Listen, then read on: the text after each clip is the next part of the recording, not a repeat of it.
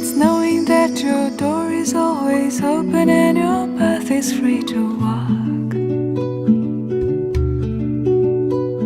that makes me tend to leave my sleeping bag, roll up and stashed behind your couch.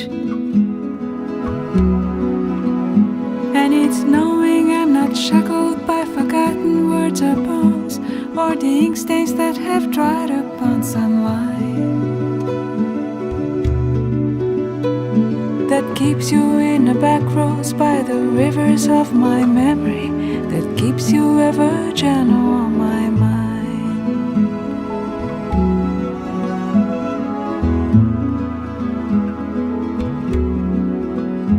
It's not clinging to the rocks and ivy planting all their columns now that bind me,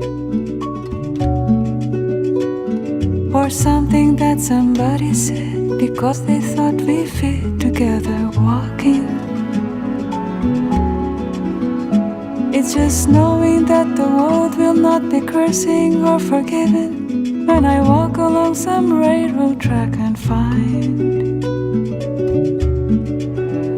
that you're moving on the back roads by the rivers of my memory, and for hours you're just gentle on my mind.